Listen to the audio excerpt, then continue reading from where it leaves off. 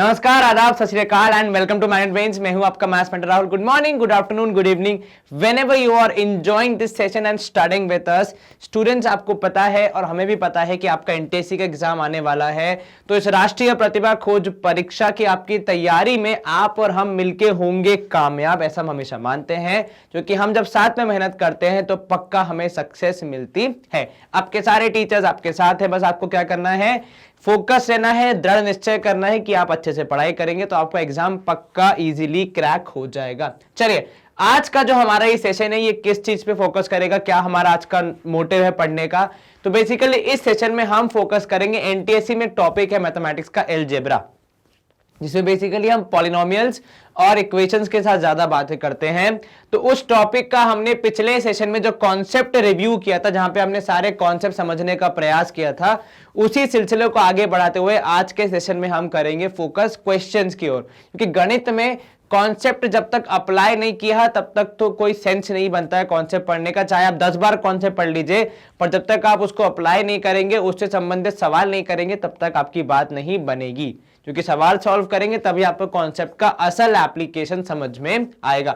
तो आज का हमारा जो सेशन रहेगा वो फोकस करेगा अलजेब्रा के लेवल 1 क्वेश्चंस पे। हम लोगों ने आपके सवालों को 2 लेवल्स में बांट दिया है, तो ये है लेवल 1, इसके बाद आप देख पाएंगे लेवल 2। तो लेवल 1 क्वेश्चंस को यदि हम शुरू करेंगे तो वहां पे पहला क्वेश्चन है हमारा, यहाँ पे शुभारंभ हो रहा है। सवाल नंबर 1 बोल रहा है आपसे कि यदि f ऑफ x ये आपको दिया हुआ है पॉलिनोमियल, तो आपको बताना है f ऑफ 2 की वैल्यू और f ऑफ -2 की वैल्यू। अब यहां पे जिस बात पे आपको और मुझे गौर करना है वो ये कि what is the meaning of f of 2। चलिए, सिंपल भाषा में इसे हम f ऑफ x की से कंपेयर करें तो हुआ क्या है सर, हुआ यह है किसी ने x की जगह पे 2 लिख दिया, मतलब किसी ने x को 2 से रिप्लेस कर दिया है। अब प्रभु, अगर x को 2 से रिप्लेस किया जाएगा तो क्या खाली इस वाले पार्ट में रिप्लेस किया जाएगा? नहीं सर, वो पूरे पॉलिनोमियल में रिप्लेस होगा। तो यदि मैं इसको दोबारा शुरुआत करूं तो बेसिकली वो बोल रहा है आपसे कि f ऑफ x की वैल्यू निकालिए, f ऑफ x की वैल्यू निकालिए जब x की वैल्यू है 2। तो इतने बड़े सेंटेंस को, इतने बड़े काम को एक छोटे से वाक्य में कहने की जो कला गणित के पास है, वो यहां पे गणित ने दर्शाई है कि जब आप कहते हैं f ऑफ 2 निकालो, मतलब फाइंड द वैल्यू, और जो हम कॉन्सेप्ट पढ़ते हैं वैल्यू ऑफ अ पॉलिनोमियल, तो find the value of polynomial fx at x equal to 2। उसको अगर आपको चंद शब्दों में कहना है तो आप कहेंगे f ऑफ 2, मतलब उस पॉलिनोमियल की value at x equal to 2, मतलब x की जगह पे क्या आएगा, 2 आएगा। अब x की जगह 2 यहां पे आ गया तो यहां पे भी आएगा 2 की पावर 4 प्लस 3 इंटू 2 की पावर 3 प्लस 2 इंटू 2 की पावर 2 माइनस 2 प्लस 1। जहां जहां पे मुझे x दिख रहा था वहां वहां पे मैंने 2 रख दिया, क्योंकि मुझे वैल्यू पता करनी है एट x इक्वल टू 2। तो 2 की पावर 4 मतलब हो जाएगा यहां पे 16, 2 की पावर 3 मतलब 8, 8 दिया 24, 2 स्क्वायर 4, 4 2 8 माइनस 2 प्लस 1। ठीक है, चलिए अब यहां पे जब आप इसको सॉल्व करेंगे जोड़ घटाने पे f ऑफ 2 की वैल्यू कितनी आएगी, जरा सोच के बताइए सर। 24 और 16 जोड़ेंगे हो जाएगा 40। ठीक है, 40 और 8 हो जाएगा 48, 48 में से 2 माइनस किया तो हो जाएगा 46 और प्लस 1 किया तो हो जाएगा 47। कितना, 47। ये हो गया f ऑफ 2। अब इसी प्रकार आपको आपके पूरे क्वेश्चन में f ऑफ -2 भी निकालना है। सर जैसे +2 निकाला वैसे ही माइनस साइन लगा दो, आंसर में भी माइनस आ जाएगा। नहीं, ऐसा नहीं होता है। f ऑफ -2 पूरा अलग से निकालना पड़ेगा हमें, जहां पे x की सारी वैल्यू की जगह हम रखेंगे -2। तो -2 की पावर 4 प्लस -2 की पावर 3 प्लस -2 का स्क्वायर है, साथ में आगे कुछ और भी है। जी हाँ बिल्कुल, देखो यहां पे है 3 और यहां पे है 2, तो ये सारे कोएफिशिएंट ध्यान में रखने, प्लस हो जाएगा, यहां तो माइनस है यहां पे, तो माइनस ऑफ -2, क्योंकि x की वैल्यू -2 है तो ब्रैकेट में रख दिया +1। चलिए, तो f ऑफ -2 कितना हो जाएगा, -2 की पावर 4 मतलब -2 को 4 बार मल्टीप्लाई करना, और जब माइनस साइन स्वयं 4 बार मल्टीप्लाई होगा तो पॉजिटिव बन जाएगा। -2 की पावर 3 मतलब -8 इंटू 3 करोगे आपको मिलेगा -24। -2 का स्क्वायर कितना हो जाएगा सर? -2 का स्क्वायर हो जाएगा 4, पॉजिटिव 4 2 जा हो जाएगा 8, और यहां पे माइनस माइनस प्लस और साथ में +1। 16 और 8 जोड़ने पे हो जाएगा 24, ठीक है। 24 और -24 हो जाएंगे कैंसिल, तो ये पूरा कैंसिल हो गया। f ऑफ -2 केवल कितना बचा सर? वो बचा केवल 3 के बराबर। चलिए अब सवाल में क्या बोला गया था? अभी तो हमने सवाल का खाली पीछे का पार्ट किया, अभी फ्रंट पार्ट बाकी मेन पार्ट। f ऑफ 2 है 47, f ऑफ -2 है 3, होल डिवाइड बाय करना है 4। पहले एडिशन करेंगे फिर डिवीजन हो जाएगा, तो ये हो जाएगा 50 डिवाइड बाय 4, जिसको कैंसिल करने पे एट मैक्स आप लिख सकते हैं 25/2, जो कि है आपका ऑप्शन ए। बाकी सारे ऑप्शन नहीं है matching, option A perfectly match हो रहा है तो वो आप मैच कर देंगे। एक बार हमारे आदरणीय सम्माननीय कंप्यूटर जी से पूछ लेते हैं उनका क्या कहना है।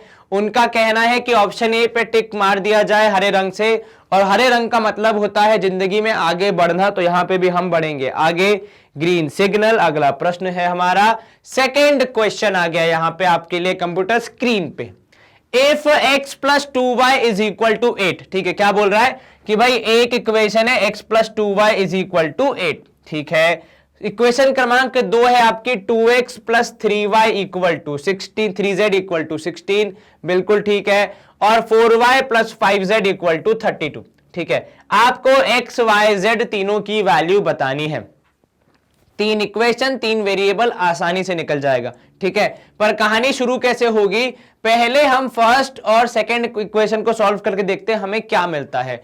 तो हमें मिल रहा है पहली इक्वेशन से x plus 2y equal to 8, और दूसरी इक्वेशन है 2x plus 3z equal to 16। यदि हम यहां पे गौर करें तो ये वाली दोनों इक्वेशन में 3 वेरिएबल है, तो हम क्या करेंगे, हम ऐसा कुछ कैलकुलेशन करेंगे कम से कम 3 में से एक वेरिएबल तो एलिमिनेट हो जाए। और वो कैसे होगा सर? ऊपर वाली इक्वेशन में इंटू 2 कर दीजिए। जब आप उसमें इंटू 2 करेंगे आपको मिलेगा 4x प्लस 2 2 जा 4y इज इक्वल टू 16, और यहां मिलेगा आपको 2, यहां पे सॉरी 2 मिलेगा, यहां पे 4 नहीं 2x मिलेगा क्योंकि इंटू 2 किया आपने, और नीचे यहां पे मिलेगा 2x plus 3z is equal to 16। ऐसा करने से जब आप इन दोनों को सब्ट्रैक्ट करेंगे, घटाएंगे, तो ऑटोमेटिकली 2x पूरा का हो गया कैंसिल। यहां पे हो जाएगा 4y minus 3z is equal to 0। इससे आपको क्या सफलता मिली? इससे आपको यह सफलता मिली कि अब आपके पास एक ऐसी इक्वेशन आई है जिसमें 2 वेरिएबल हैं, और एक इक्वेशन में ऐसी है जिसमें सेम टू सेम वो दोनों वेरिएबल हैं। तो अब इन दोनों को सॉल्व करके आसानी से अपने प्रश्न का उत्तर दिया जा सकता है। 4y हो जाएगा 3z के बराबर। ये बहुत बड़ी उपलब्धि है क्योंकि हमारी जो तीसरी इक्वेशन है उसमें सीधे सीधे 4y है, तो उसकी जगह मैं सीधे सीधे क्या लिख सकता हूं, 3z। तो 3z प्लस 5z हो जाएगा 32 के बराबर। अब जब आप इसको सॉल्व करेंगे आपको मिलेगा 8z इक्वल टू 32, z की वैल्यू हो जाएगी 32 अपॉन 8, जो कि डिवाइड करने पे आती है 4। अब आप इसको सॉल्व करेंगे तो 4y इक्वल टू 3z था, तो y की वैल्यू हो जाएगी 3z अपॉन 4, z की वैल्यू स्वयं 4 के बराबर है, तो यहां पे 4 और 4 कैंसल, आपका जवाब आएगा केवल y इक्वल टू 3। क्या आएगा आपका जवाब? केवल y इक्वल टू 3 आएगा। क्या आपको ये समझ में आया? जी सर, कहीं कोई शंका मन में? नहीं सर, यहां पे आसानी से y और z की वैल्यू मिल गई। अब आप बिना x की वैल्यू निकाले भी अपना आंसर मार्क कर सकते हैं। पूछिए कैसे? सर ऐसा एक ही ऑप्शन है जिसमें 3 और 4 हमारा जवाब हो रहा है, तो यूं देखा जाए तो ऑप्शन सी सही होना चाहिए। परंतु यदि x की वैल्यू निकालनी है तो आप क्या करेंगे, पहली इक्वेशन है आपके पास जो कह रही है कि x plus 2y is equal to 8, उसमें वैल्यू पुट कीजिए y की, आपको आपका आंसर मिल जाएगा। x की वैल्यू आएगी 8 माइनस 6, मतलब x की वैल्यू आई 2। तो ऑप्शन सी सही होना चाहिए। एक बार फिर से हमने शुरू कैसे किया, हमने पहली और दूसरी इक्वेशन के बीच में युद्ध कराकर देखा कि कोई एक वेरिएबल एलिमिनेट हो जाए कम से कम, क्योंकि 3 वेरिएबल के साथ खेलना थोड़ा मुश्किल हो जाता है। 2 के साथ हम लोग बचपन से खेलते आ रहे हैं तो आसानी से हमारे लिए कोई समस्या नहीं आती है। तो हमने एक को एलिमिनेट किया, बाकी दोनों के बीच में कनेक्शन निकाला, उस कनेक्शन को यूज करके एक वेरिएबल की वैल्यू निकाली, फिर दूसरे की, उसके बाद फिर फाइनली तीसरे की निकाल के अपने आंसर को मार्क किया है। हम एक बार कंप्यूटर जी से आग्रह करेंगे हमारा जवाब वेरीफाई कर दे। तो सी के सामने टिक मार्क का निशान दिख रहा है जो कि साफ साफ दर्शाता है कि हमारा और कंप्यूटर जी का जवाब ठीक है। खुशी की लहर, स्क्रीन होगी क्लियर और मूव करेंगे अगले प्रश्न की ओर। सवाल क्रमांक 3, आपको अल्फा बीटा गामा की वैल्यू दी गई है, ठीक है, कि if alpha beta gamma is equal to this, find the value of alpha cube plus beta cube plus gamma cube minus 3 alpha beta. ये एक पूरी की पूरी आइडेंटिटी है और इसी आइडेंटिटी का एक स्पेशल वर्जन है जो ये कहता है कि यदि alpha plus beta plus gamma या फिर ए प्लस बी प्लस सी, जो भी आप नाम दें, इन तीनों को जोड़ने पे शून्य प्राप्त हो रहा है, इन तीनों को जोड़ने पे शून्य प्राप्त हो रहा है, तो इस पूरे बड़े से आइडेंटिटी का जवाब भी शून्य के बराबर हो जाता है। वैसे तो इसकी आइडेंटिटी कुछ और ही है, alpha beta gamma plus alpha square plus beta square plus gamma square, वो पूरी मेहनत करनी पड़ेगी। लेकिन यहां पे क्या है, यहां पे सिंपल सा गणित है कि यदि alpha plus beta plus gamma करने पे शून्य आ रहा है तो उस पूरे की वैल्यू भी शून्य के बराबर हो जाएगी। ये मैंने कॉन्सेप्ट बताते हुए भी कहा था कि इस पे एमसीक्यू आ सकता है और देखो आ गया। चलिए वैल्यूज पुट करके देख लेते क्या 0 के बराबर आ रहा है। अल्फा की वैल्यू है -1, बीटा की वैल्यू है -2 और गामा की वैल्यू है 3। -1 -2 जोड़ोगे आपको मिलेगा -3, यहां बचेगा +3, आपका जवाब आया 0। और इनफैक्ट क्योंकि alpha plus beta plus gamma 0 है, मैं ये गारंटी से कह सकता हूं कि alpha cube plus beta cube plus gamma cube -3 alpha beta भी 0 के बराबर होगा। तो ऑप्शन बी सही होना चाहिए। यूं देखें तो इसे सॉल्व करने का एक और तरीका है, अल्फा क्यूब निकाल लो, बीटा क्यूब निकाल लो, गामा क्यूब निकाल लो, इन तीनों का क्यूब निकाल लो और फिर -3 अल्फा बीटा गामा करोगे तो भी आपका जवाब 0 ही आएगा। जैसे अल्फा क्यूब हो जाएगा यहां पे -1, बीटा क्यूब हो जाएगा -8 और गामा क्यूब हो जाएगा 27, तो ये हो जाएगा 9, तो आपका जवाब आ जाएगा इन तीनों को जोड़ने पे 18, वो भी पॉजिटिव। और वहां पे जब आप -3 अल्फा बीटा गामा करोगे तो -3 इंटू -1 इंटू -2 इंटू 3, ये दोनों माइनस मिलके प्लस और ये बचा केवल एक माइनस बाहर का, 3 3 9 9 2 18, 18 माइनस 18 करने पे जवाब आएगा 0। तो किसी भी तरीके से, चाहे तो आप वैल्यूज पुट करके देख लें, चाहे तो आप आइडेंटिटी यूज करके देख लें, किसी भी तरीके से जवाब क्या आ रहा है, 0 ही आ रहा है। कंप्यूटर जी से आग्रह जवाब वेरीफाई करने के लिए, उनका जवाब भी ऑप्शन बी आ रहा है, हरे रंग से उन्होंने किया है टिक। हमारे लिए स्वच्छता से आगे बढ़ने का सिग्नल यहां पे मिल चुका है। चलिए सवाल क्रमांक 4, यदि x की वैल्यू है 2, आपको बताना है कि इस एक्सप्रेशन की वैल्यू क्या होगी। चलिए तो आपका एक्सप्रेशन है x plus root of x plus ऐसे करके आगे बढ़ती जाएगी पूरी कहानी, ठीक है। और ये कहां तक जा रहा है इसकी कोई सीमा नहीं है। चलिए भाई एक बात बताइए, आप इन सबको ऐड कर रहे हैं तो इन सबको ऐड करने पे कुछ ना कुछ आंसर तो मिलेगा। जी सर, इस आंसर को मैं y लिख सकता हूं क्या, इन सबको ऐड करने पे y मिलेगा। जी सर, अब जरा और ध्यान दें, यहां पे इसी को मैं दोबारा लिख रहा हूं, फिर एक जादू करेंगे हम लोग, ठीक है। तो ये था हमारा x प्लस यहां पे भी √x plus √x and so on, ठीक है। ये मैंने एग्जैक्टली सेम ऊपर का नीचे लिख दिया। अब अगर मैं आपसे कहूं ये किसके बराबर है, ये y के बराबर है, ठीक है। अब मैं आपसे क्या बोल रहा हूं कि मैं इतना पार्ट इसमें से गायब कर रहा हूं। कितना पार्ट, ये आगे का पार्ट यदि मैं गायब कर रहा हूं तो क्या ये अभी भी y के जैसा ही दिख रहा है, क्या ये अभी भी y के जैसा ही दिख रहा है। यस सर, तो क्या मैं बोल सकता हूं कि इतना पूरा पार्ट जो कि यहां पे अंदर है, यहां पे वो भी y के बराबर होगा। भाई गायब करने के बाद भी हूबहू वैसा ही है, तो क्या मैं उसको y के बराबर बोल सकता हूं। जी हां सर, बिल्कुल बोल सकते हैं। तो यदि मैं इसको बोल रहा हूं y के बराबर और साथ में बाहर का कुछ एक्स्ट्रा भी था जिसको हमने लिखा x प्लस √y, क्योंकि भाई हमने जो गायब किया था वो उसको गायब करना अलाउड थोड़ी है, वो तो हमने समझने के लिए हाथ से गायब किया कि जब आपने दो वैल्यूज हटा भी दी तब भी सेम चीज आ रही है। तो वो जो दो वैल्यूज हटाई थी जिसको हटाना अलाउड नहीं है, उनको जब आप वापस लेके आएंगे तो आपका कुछ इस प्रकार सवाल बन जाएगा। क्या आपको ये समझ में आ रहा है? क्या आपको ये आइडिया समझ में आया हम क्या कहना चाह रहे हैं यहाँ पे? कि हम ये कहना चाह रहे हैं कि भैया क्योंकि सेम ही चीज रिपीट हो रही है तो सेम चीज को सेम नाम दे दिया जा सकता है। हालांकि कुछ सिमिलैरिटी, कहीं से तो पूरा सिलसिला शुरू होगा, तो जहां से वो सिलसिला शुरू हो रहा है उसको हमने लिख दिया यहां पे x। अब x की वैल्यू कितनी है? सर x की वैल्यू है 2। तो आप कहना चाह रहे हैं कि 2 plus root y is equal to कितना हो जाएगा? y हो जाएगा। क्या ये ठीक है? Yes sir. यदि मैं इसको और घुमा के देखूं तो ये हो जाएगा भाई y root y equal to y minus 2, ऐसा लिख सकते। प्लस 2 था, साइड चेंज करेगा तो -2। अब दोनों साइड्स का यदि हम स्क्वायर करें तो हमें क्या देखने को मिलेगा? सर हमें देखने को मिलेगा कि भाई y स्क्वायर मतलब रूट y का स्क्वायर बेसिकली, जिसमें स्क्वायर और रूट अल्टीमेटली हो तो जाएंगे कैंसिल, और इस तरफ हमें मिलेगा y माइनस 2 का होल स्क्वायर, यही मिलेगा। जी सर। चलिए रूट y का स्क्वायर हो जाएगा यहां पे y, क्योंकि रूट और स्क्वायर कैंसिल, यहां पे हो जाएगा y square plus 4 minus 2 to -4y, minus कितना y? -4y। ये कैसे आया? सर आइडेंटिटी होती है a स्क्वायर तो मतलब y square plus b square मतलब 2 का स्क्वायर 4 माइनस 2ab। इसको जब हम थोड़ा और सॉल्व करेंगे हमें मिलेगा यहां पे 0 equal to y square minus 5y plus 4। ये कहां से आया? सर ये जो y है साइड चेंज करेगा तो -y बन जाएगा, और -y वहां पे हो जाएगा -4 और -y ऐड तो हो जाएगा -5y।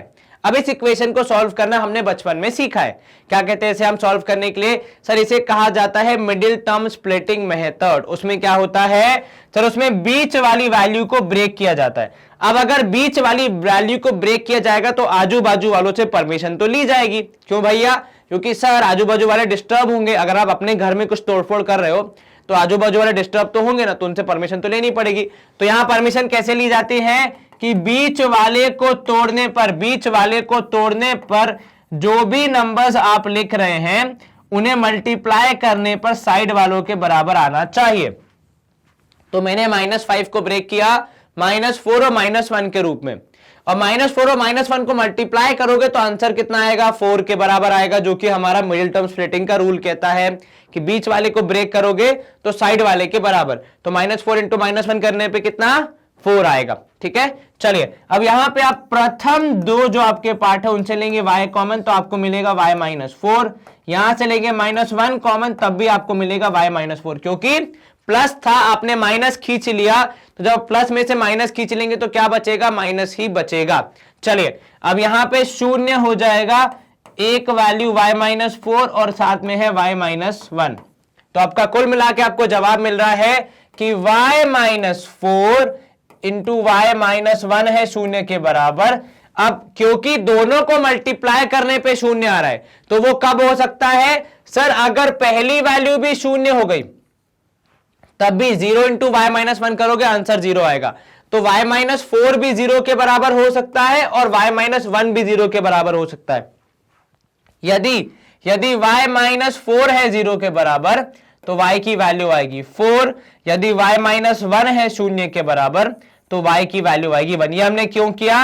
क्योंकि सर दोनों को मल्टीप्लाई करने पे 0 आ रहा है और दोनों में से कौन सा 0 है हमें नहीं पता, तो हमने दोनों को इक्वेट कर दिया 0 से कि भाई तुम भी 0 के बराबर हो सकते हो, तुम भी हो सकते हो। ठीक है। अब जब आपने 0 से इक्वेट किया आपको y की दो वैल्यू मिली, या तो 1 या फिर 4, तो ऑप्शन सी। y किसकी वैल्यू थी? y थी इस एक्सप्रेशन की, जो कि यहां पे ऊपर है हमारा सवाल, और उसकी वैल्यू कितनी है? 4 के बराबर है या फिर 1 के बराबर, दोनों में से कोई एक हो सकती है, डिपेंडिंग x की वैल्यू 2 है तब जब आप उसको सॉल्व करेंगे तो आंसर आएगी या तो 1 या फिर 4। एक बार कंप्यूटर जी से आग्रह करेंगे हमारे जवाब को वेरीफाई कर दे, और जैसा कि आप और हम देख पा रहे हैं उनका जवाब भी आ रहा है ऑप्शन सी। आपको ये पूरा समझ आ गया होगा। जो ओनली ट्रिक यहां पे हम यूज करते हैं वो है इधर, कि जब एक्सप्रेशन के एक हिस्से को जो कि एक्सप्रेशन के बराबर ही है उसे रिप्लेस किया जाता है ताकि आसानी से सवाल सॉल्व हो सके, और ये हर बार होगा इस टाइप के सवालों में। ठीक है। आगे भी हम और सवाल देखेंगे तब भी ऐसा ही होगा। कुछ पार्ट रिप्लेस करेंगे ताकि हम सवाल को सॉल्व कर पाए आसानी से। चलिए स्क्रीन कर दिए यहां पे हमने क्लियर। सवाल क्रमांक 5 है हमारा कि यदि x प्लस वाई है p के बराबर, ठीक है, और x वाई है q के बराबर, आपको क्या वैल्यू बतानी है? आपको बताना है कि भाई 1/x क्यूब और 1/y क्यूब को जोड़ने पर कितना आएगा। क्या करेंगे आप? सर एलसीएम ले लेते हैं, बिल्कुल ठीक, एलसीएम ले लीजिए। तो आपको मिलेगा एलसीएम लेने पे y cube plus x cube upon x cube y cube, ठीक है। अब इसको मैं थोड़ा सा और सिंप्लीफाई कर रहा हूं, तो यहां पे मैं थोड़ा सा सीक्वेंस वगैरह चेंज कर रहा हूं, क्योंकि पॉजिटिव है तो कोई भी पहले आ सकता है। तो x cube plus y cube upon नीचे दोनों की पावर सेम है तो पावर मैंने साथ में लिख दी, ठीक है। अब भाई दोनों की अलग अलग पावर लिखो या एक साथ में लिखो, बात बराबर ही है। एक्स वाई की वैल्यू आपको पता है कितनी है? क्यू। अब जब एक्स वाई की वैल्यू क्यू है तो इस क्यू का क्यूब हो जाएगा आपका डिनोमिनेटर, और यहीं से आपको मालूम चल जाएगा कि आपके दो ऑप्शन तो कभी आपका जवाब हो नहीं सकते। अब या तो ऑप्शन बी या तो ऑप्शन सी में से कोई एक आपका जवाब होगा। चलिए अब आगे बढ़ते हैं। फाइनल जवाब निकालने के लिए हमें क्या करना पड़ेगा? थोड़ा सा हमें दिमाग के घोड़े यहां दौड़ाने पड़ेंगे कि ऐसी कौन सी आइडेंटिटी है, ऐसा कौन सा गणित का हमारे पास अस्त्र शस्त्र है जिसके थ्रू हम एक्स क्यूब और वाई क्यूब तक पहुंच सकते हैं। सर एक जो हमें पता है वो है एक्स प्लस वाई का होल क्यूब, जो कहता है कि एक्स प्लस वाई का होल क्यूब होता है x cube plus y cube plus 3xy into x plus y, ठीक है। इसमें से यदि मुझे x cube plus y cube चाहिए केवल, तो इस पूरे हिस्से को मैं उठा के यहां ला सकता हूं, तो मुझे मिलेगा एक्स प्लस वाई का whole cube minus 3xy into x plus y is equal to x cube minus y cube. ये मैंने क्या किया?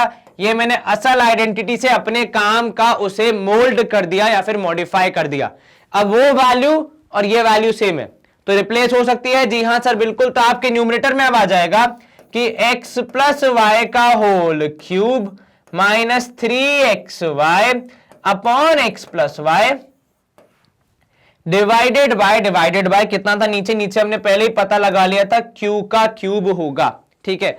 अब जिसकी वैल्यू पता है वो रख दीजिए। सर x प्लस वाई की वैल्यू है p, तो यहां आ जाएगा p cube minus 3 into x y की वैल्यू है q, तो यहां आप लिख देंगे q, ठीक है, और अंदर आ जाएगा यहां पे x प्लस वाई मतलब p, और नीचे डिवाइड बाय ऑब्वियसली q का पावर 3। चलिए थोड़ा सा रीअरेंज कर लेते हैं ताकि हम एक सीक्वेंस में बना पाए। तो दोनों जगह आ गया p आगे, q आ गया नीचे और पावर 3, और ऐसा ही हमारे पास ऑप्शन है नंबर सी कि p cube minus 3 p q upon q cube.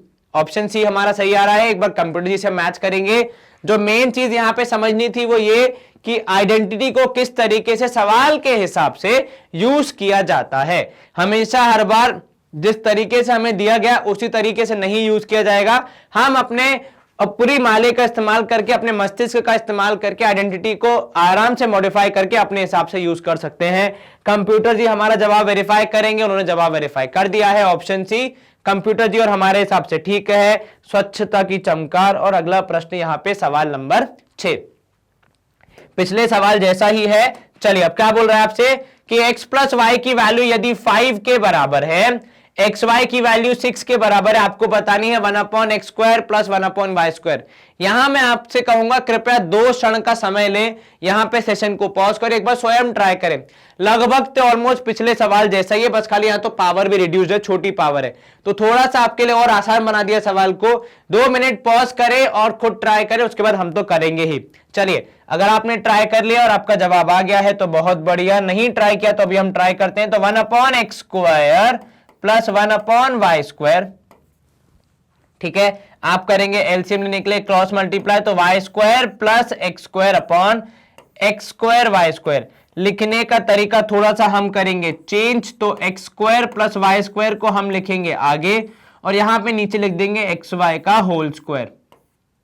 क्या हमें एक्स वाई की वैल्यू पता है? जी हाँ सर 36, तो एक्स वाई की जगह लिख सकते हैं 6 का स्क्वायर मतलब कितना? 36 हो जाएगा। चलिए इतना तो हमें मालूम चल गया कि x square plus y square upon 36 आ सकता है। अब एक्स स्क्वायर वाई स्क्वायर कहां से आता है? Sir x square y square अपने घर से आता है। अरे मेरा मतलब भाई कौन सी आइडेंटिटी से आता है? अपने घर से आता है कि पड़ोसी घर से, क्या फर्क पड़ता है? चलो, तो एक्स प्लस वाई का whole square is equal to होता है x square plus 2xy plus y square के बराबर। ठीक है जी हाँ सर। चलिए यहां से जब आप इसको सॉल्व करेंगे तो आपको मिलेगा x प्लस वाई का whole square minus 2xy is equal to x square plus y square. ठीक है, अब इसी x square plus y square की वैल्यू को जो हमने यहां से निकाली इस आइडेंटिटी से, इसमें हम कर देंगे रिप्लेस, और रिप्लेस करने पे हमें मिलेगा कि भाई x प्लस वाई का whole square minus 2xy whole upon 36 हमारा अब तक का प्रोग्रेस है। क्या किया आपने? सिंपल सा फंडा, x square plus y square की जगह उसका कोई और फॉर्म लिख दिया। यहां पे जो वैल्यूज आपको पता है दिख रही है उन्हें लिख दीजिए। तो 5 का स्क्वायर माइनस 2 इंटू 6 अपॉन 36 ऐसा ही कुछ होना चाहिए। आदरणीय सम्माननीय विद्यार्थी महोदय, कृपया यहां पे इस तरीके से 6 और 36 को कैंसिल ना करें, ऐसे कैंसिल नहीं होता है। आपको पता है क्या होता है? पहले मल्टीप्लीकेशन होगा, सब सॉल्व होगा, उसके बाद लास्ट में कैंसिल होगा। चलिए, तो यहां पे हम सॉल्व कर रहे थे 5 स्क्वायर 25 माइनस 6 टू जा कितना 12 अपॉन 36 होना चाहिए हमारा आगे का पार्ट। 25 में से 12 माइनस करो, कितना बचेगा? सर 5 में से 2 माइनस करेंगे 3 बचेगा, 2 में से 1 माइनस करें 1 बचेगा। 13/36 आना चाहिए सर हमारा आंसर। ऐसा ऑप्शन डी में देखने को मिल रहा है, तो हम उसको कर सकते हैं यहाँ पे टिक मार्क, और 13/36 होगा हमारा फाइनल आंसर। एक बार कंप्यूटर जी से पूछ लेते हैं, उनका जवाब भी आ रहा है ऑप्शन डी, तो मतलब हमने और उन्होंने ये सवाल को ठीक तरीके से सॉल्व किया है। हम करेंगे यहाँ पे स्क्रीन को क्लियर और मूव करेंगे अगले प्रश्न की ओर।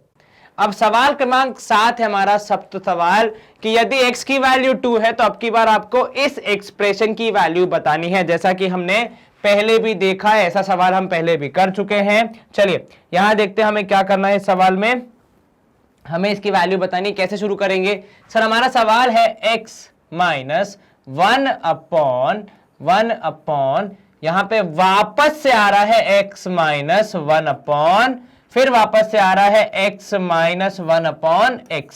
ठीक है, तो इस तरीके से जब लगातार चीजें चलती जा रही हैं और वो खत्म नहीं हो रही हैं, तब आप कैसे सॉल्व करेंगे इसको? तो वही है कि आपने इस पूरे एक्सप्रेशन की वैल्यू को मान लिया y। ठीक है, और यदि आप इसमें से कुछ एक हिस्सा हटा भी दें, तब भी आपका सवाल वैसा का वैसा ही रह रहा है। मतलब इस पूरे में इतने पार्ट की वैल्यू कितनी है? वो y के बराबर ही है। तो यहां हमने लिखा x माइनस 1 अपॉन y। क्या आपको यह समझ में आया? कहीं कोई शंका मन में? क्या किया हमने जो हमारा एक्चुअल एक्सप्रेशन था उसे नाम दिया y। ठीक है, अब जो एक्चुअल एक्सप्रेशन था वही रिपीट हो रहा था जस्ट आफ्टर द न्यूमरेटर, तो हमने उसको रिपीट होने की जगह जो उसको नाम दिया था वही नाम वहां पे लिख दिया कि भाई यहां पे y ही आएगा, क्योंकि ये पूरी वैल्यू एक्चुअल वाले एक्सप्रेशन के जैसी ही है, तो उसका नाम y था, तो इसका भी नाम हो जाएगा y। और ये इक्वल टू भी होगा किसके? y के। x की वैल्यू है 2, तो अब हम उसे रिप्लेस कर देते हैं, बिकॉज 2 वेरिएबल और एक इक्वेशन तो बात बनेगी नहीं। तो 2 minus 1 upon y is equal to y। आप लेंगे एलसीएम, तो 2y minus 1 is equal to y square हो जाएगा हमारा यहाँ पे सॉल्यूशन। कैसे? सर ये 2 इंटू वाई करेंगे, 2y माइनस 1 अपॉन y होगा, साइड चेंज करेगा तो y स्क्वायर। बहुत बढ़िया। अब यहां पे आप लाएंगे 0 equal to y square minus 2y plus 1।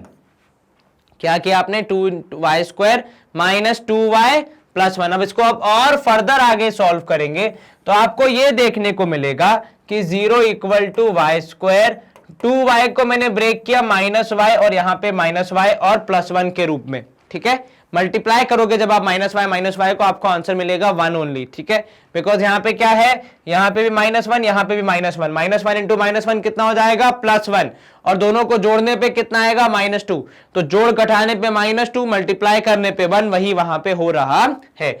आपने प्रथम 2 एक्सप्रेशन से टर्म से लिया y कॉमन, आपको मिलेगा y माइनस 1।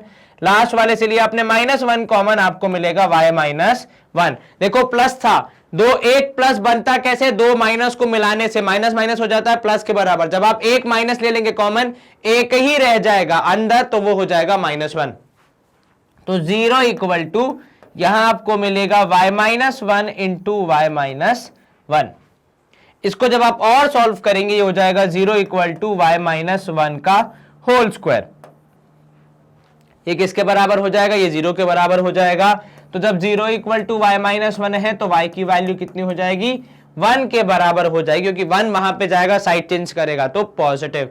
y की वैल्यू 1 मतलब एक्सप्रेशन की वैल्यू कितनी, 1 के बराबर। तो ऑप्शन ए को हम कर सकते हैं मार्क। एक बार कंप्यूटर जी से पूछ लेते हैं, उनका जवाब भी आ रहा है ऑप्शन ए, तो मतलब उन्होंने और हमने सही सॉल्व किया है। हम करेंगे यहाँ पे स्क्रीन को क्लियर और मूव करेंगे अगले प्रश्न की ओर। सवाल क्रमांक 8 क्या बोल रहा है आपसे, आपसे बोल रहा है कि यदि a की power x is equal to b की पावर 3 है ना, और b y की पावर है c की पावर 3, चलिए, और c z की पावर है a की पावर 3, और आपको बताना है x y z तीनों को मिला के कितनी पावर होगी। अब देखो इसको शुरू कैसे करेंगे, ये शुरू हो रहा है a से और खत्म भी हो रहा है a से, बस बीच में कुछ आपको लिंक बैठाते हुए सॉल्व करते जाना है और अपनी मंजिल तक आसानी से आप पहुंच जाएंगे। क्या करना है आपको, बस लिंक बैठाते हुए चलना है, फिर कोई दिक्कत नहीं आएगी। चलिए, सबसे पहले आपके पास ax इक्वल टू b3 है और दूसरे पार्ट में है by। तो किसी तरीके से यदि आप b3 और by को मिलवा पाए तो आपका काम हो जाएगा। वो कब हो सकता है सर, वो तभी होगा जब दोनों की पावर हो जाए y। तो इसकी भी होल पावर y, इसकी भी होल पावर y। क्या हो गया यहां पे आपको मिला कि भाई axy is equal to b3y, जिसको आप ऐसे भी लिख सकते हैं कि axy is equal to by को लिखा आपने अंदर और 3 को कर दिया बाहर, एक ही बात है, ठीक है। आप चाहें तो 3 अंदर लिखें, y बाहर लिखें, या y अंदर लिखें 3 बाहर लिखें, दोनों ही केस में आंसर 3y ही आएगा, ठीक है। चलिए, by की वैल्यू आपको सवाल में दी गई है कितनी सर, वो दी गई है c3 के बराबर, तो by की जगह आ जाएगा c3 और ये भी हो जाएगा साथ में 3, ठीक है। तो ये कितना हो गया सर, axy हो गया c9 के बराबर, ठीक है, बहुत बढ़िया।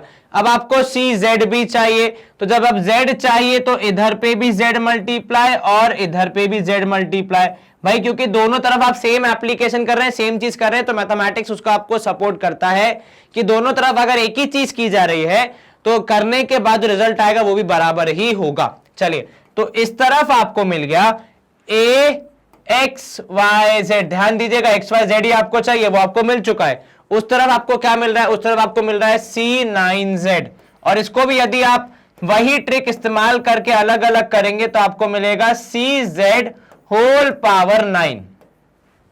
cz की वैल्यू कितनी है सवाल में दी हुई है a3, तो यहां पे axyz is equal to a की पावर 3 होल पावर 9। अब जब ब्रैकेट के अंदर और बाहर की पावर वो हो जाएगी मल्टीप्लाई, तो xyz हो जाएगा, यहां पे हो जाएगा a पावर 27, a से a कैंसल, xyz हो जाएगा 27 के बराबर। क्या आपको ये समझ में आया? यस सर, कहीं कोई शंका मन में नहीं सर, xyz किसके बराबर, 27 के बराबर। वही हमने यहां पे मार्क करते हुए अपने सवाल को समाप्त किया। देखो, कोई भी सवाल आप जब सॉल्व करते हैं तो उसमें सबसे पहली बात है कि आप इमेजिन कर पाए आपको जाना कहां से कहां तक है। तो हमें ax से शुरू करके a3 तक जाना था, बीच में कुछ पड़ाव थे, उन्हें हम पार करते गए और अपना जवाब आसानी से हमें मिल गया। खाली आपको जो बीच में गैप है उसके बीच में एक ब्रिज बनाना था, तो वो ब्रिज आपने कैसे बनाया, देखो पावर y लेके फिर उसको थोड़ा बहुत अल्टी में इधर उधर करके अल्टी पल्टी करके उसके बाद आपने अपने सवाल के अंतिम उत्तर तक पहुंचने में आप सफल रहे। चलिए, यहां पे हम करेंगे स्क्रीन को क्लियर, कंप्यूटर जी से एक बार आंसर तो वेरीफाई करेंगे ही। उनका जवाब भी आया ऑप्शन सी, हमारा भी जवाब आया था ऑप्शन सी, मतलब हमने सफलतापूर्वक इस सवाल को सॉल्व कर लिया है। अब हम करेंगे स्क्रीन को क्लियर, वो तो पहले से ही है, अगले प्रश्न की ओर रुख। चलिए, सवाल क्रमांक 9, यदि 2 की पावर x प्लस वाई है 4 के बराबर, 2 की पावर x प्लस वाई है 4 के बराबर, और 2 की पावर x माइनस 2y 2 की पावर x माइनस 2y है 1/8 के बराबर, तो आपको x की वैल्यू बतानी है। कैसे बताएंगे सर? अगर पावर में है तो सॉल्व करने में दिक्कत होगी, पहले इसको हवा से जमीन पे ले आते। बिल्कुल ठीक बात। चलिए, तो यहां हो जाएगा x प्लस वाई, यहां 2 स्क्वायर हो जाएगा, पावर 4 है तो कितना हो जाएगा 2 स्क्वायर। अब जब बेस सेम है तो पावर भी क्या हो जाएगी, बराबर हो जाएगी, तो x प्लस वाई हो जाएगा 2 के बराबर। ठीक है, वहां पे 1/8 है, 1/8 को जब आप लिखेंगे तो वो हो जाएगा बेसिकली 1/2 क्यूब, क्योंकि 8 होता है 2 क्यूब। और जब पावर है डिनोमिनेटर में, इसको जब आप न्यूमरेटर में लाने का प्रयास करेंगे तो क्या हो जाएगा सर? पावर हो जाती है नेगेटिव। कक्षा 8वीं में हम ये पढ़ चुके हैं। तो यहां से आपको बेस सेम होने पे पावर बराबर होने का जो वरदान हमें मिला हुआ है उसको हम यूज करेंगे। तो यहां से आपको मिलेगा x minus 2y equal to -3। यहां से आपको मिला x plus y equal to 2। तो यहां से आपको मिलेगी y की वैल्यू कितनी सर? 2 माइनस x के बराबर। ठीक है, तो वहां पे आप y की वैल्यू रख के अपना आंसर निकाल सकते हैं। चलिए, x माइनस 2 इंटू वाई की जगह क्या रखना है आपको? 2 माइनस x रखना है और अपने प्रश्न को सॉल्व करना है, इक्वल टू -3। चलिए, x माइनस 4, क्योंकि 2 इंटू 2 हो जाएगा -4, plus 2x is equal to -3। -4 उस तरफ जाएगा तो हो जाएगा प्लस, और ये हो जाएगा 3x। 2x और x कितना हो जाएगा? 3x। -4 का 4, 4 माइनस 3, 3x हो जाएगा 1 के बराबर, x हो जाएगा 1/3 के बराबर। क्या आपको ये समझ में आया? जी सर। कितना है x की वैल्यू? 1/3। ऑप्शन सी को हम यहाँ पे कर सकते हैं टिक। एक बार कंप्यूटर जी से हम पूछ लेते हैं उनका जवाब कितना आ रहा है। क्या उनका जवाब भी 1/3 आ रहा है? देख लेते हैं एक बार। जी हाँ, बिल्कुल, कंप्यूटर जी और हमारा जवाब सेम है, 1/3। हमने इसको आसानी से सॉल्व कर लिया। खाली किस बेसिस पे? कि हमने ये याद रखा कि भाई ये जो पावर है वो हवा में है, इसको जमीन में लेके आइए, इसको नॉर्मल ग्राउंड पे लाइए, तो आसानी से आप सॉल्व कर पाएंगे। ठीक है, चलिए, स्क्रीन क्लियर। अगला प्रश्न देख लेते हैं। सवाल number 10, 1/x² plus y square में से आपको घटाना है किसको? तो 1/x² प्लस वाई स्क्वायर में से घटाना है, माइनस करना है 1/x² माइनस वाई स्क्वायर को। क्या आपके पास कुछ ज्यादा ऑप्शन अभी दिख रहे हैं? नहीं सर, केवल एलसीएम लेने का ऑप्शन दिख रहा है, तो उसी को हम आगे बढ़ाएंगे। तो आपको ऊपर मिलेगा x² minus y square minus x² minus y square. ये कैसे हुआ? देखो, माइनस साइन है, जब ऊपर जाएगा दोनों को माइनस साइन मिलेगा, तो दोनों माइनस साइन को एक्सेप्ट कर लेंगे। दोनों प्लस थे, क्या बन जाएंगे? माइनस बन जाएंगे। नीचे आपको मिलेगा x² plus y square into x² minus y square. चलिए, ऊपर आप, क्योंकि x² एक पॉजिटिव है दूसरा नेगेटिव है, तो वो कैंसिल हो जाएंगे, तो कुल मिला के ऊपर बचेगा -2y²। क्या ऐसा कोई ऑप्शन है -2y² वाला? सर वैसे तो -2y² वाला एक ही ऑप्शन है, ऑप्शन डी। तो इतना करने पर ही हमें हमारा जवाब मिल जाएगा। पर हालांकि हम गणित में कभी भी आधा अधूरा जवाब नहीं निकालते, पूरा जवाब निकालते, तो हम आगे भी सॉल्व करने का प्रयास करेंगे। और जब आप आगे बढ़ेंगे तो आपको क्या दिखता है कि डिनोमिनेटर में क्या है? डिनोमिनेटर में है a प्लस बी। हालांकि स्क्वायर है लेकिन है a प्लस बी और a माइनस बी।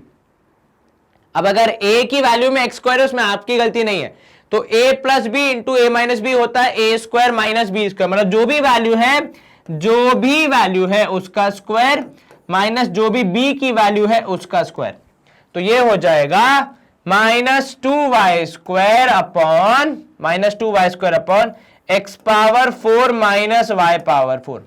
तो कल को अगर एग्जाम में ऐसा सवाल आए कि ये -2y² और यहाँ पे प्लस है, तो अगर आप कंफ्यूज हो रहे हैं कि इनमें से कौन सा जवाब ठीक होगा, तो ऑप्शन डी से होगा, क्योंकि डिनोमिनेटर में वही वाला सही बैठ रहा है गणित के हिसाब से। क्या यूज किया आपने? a plus b a minus b, लेकिन किसके ऊपर? ऑलरेडी स्क्वायर वाली टर्म्स के ऊपर आपने यूज किया है। चलिए, स्क्रीन क्लियर। अगला प्रश्न देख लेते हैं। इसका जवाब भी हमने मैच कर लिया, ऑप्शन डी सही है। सवाल number 11, 7x minus 1/x² minus 4 equal to 21 minus 1/x² minus 4 है, तो x की वैल्यू क्या होगी? अब इस सवाल को देख के हम में से काफी लोग डर जाएंगे कि अरे इतना बड़ा सवाल, इसको कैसे सॉल्व करेंगे। पर यदि आप ध्यान से देखेंगे तो ये वाला पार्ट दोनों ही जगह पे रिपीट हो रहा है। तो मतलब अब अगर दोनों चीजें बराबर है और सेम चीजें आ रही है तो इनको आप क्या कर सकते हो, कैंसिल कर सकते हो। तो आपका असल सवाल सिर्फ इतना सा है कि 7x यदि 21 के बराबर है तो x की वैल्यू कितनी होगी। परंतु व्यक्ति क्या सोचता है कि अगर ये दिया है तो मतलब पक्का कुछ ना कुछ करना होगा। आप एलसीएम लेते हैं, कुछ कैंसिल करते हैं, ऐड करते हैं, सब्ट्रैक्ट करते हैं और अपना समय व्यर्थ गवाते हैं, क्योंकि इन दी एंड फाइनल आंसर इतने में ही मिल जाएगा। ठीक है, तो x की वैल्यू हो जाएगी 21/7 मतलब 3। तो ऑप्शन ए होना चाहिए आपका यहां पे आंसर। दिखने में खतरनाक, सॉल्व दिखने में शेर, सॉल्व करने में चूहा। ये क्वेश्चन दिख रहा था बम जैसा पर निकला ये तो हवा। वाह वाह वाह, क्या शायरी है। चलिए स्क्रीन यहां पे कर देंगे क्लियर। कंप्यूटर जी से एक बार पूछ लेते उनका जवाब क्या आ रहा है। उनका जवाब भी आ रहा है ऑप्शन ए, मतलब हमारा और कंप्यूटर जी का जवाब ठीक था। Screen clear. अगला प्रश्न सवाल क्रमांक 12, यदि x if 3/2x plus 4/3y है 3/5z के बराबर, तो आपको बताना है z की वैल्यू कितनी होगी। चलिए शुरू करते हैं भाई, जहां से जो जानकारी मिलेगी वहीं से हम शुरू करेंगे। तो 3/2x plus 4/3y is equal to 3/5z के बराबर। पहले हम इसको थोड़ा सिंप्लीफाई कर लेते हैं इस तरफ वाली टर्म्स को, फिर वहां पे आएंगे z के पास। चलिए यहां पे आपके पास क्या ऑप्शन बचते हैं सर? हद से ज्यादा एलसीएम लेने का ऑप्शन बच रहा है। ठीक है चलिए लीजिए, 3 3 9y प्लस 4 2 8x। ये क्या किया, यहां पे ये पूरा मल्टीप्लाई, यहां पे ये मल्टीप्लाई, सिंपल। और नीचे 2 3 हो जाएगा, यहां पे 6xy is equal to 3/5z। चलिए अब यहां पे आपको चाहिए z की वैल्यू, तो आप क्या करेंगे, आप क्रॉस मल्टीप्लाई करेंगे। तो भाई 5z into 9y plus 8x is equal to 3 into 6xy। यदि कुछ कैंसिल हो रहा है तो करने का प्रयास कीजिए, अन्यथा छोड़ दीजिए। चलिए तो यहां पे आपको z की वैल्यू अकेले पता लगानी है, तो ऊपर आ जाएगा 6 या 18xy। क्या ऐसा कोई ऑप्शन है? जी हां सर बिल्कुल, ऑप्शन सी फिलहाल तो दिख रहा है। थोड़ा और हम सॉल्व करके कंफर्म कर लेते हैं।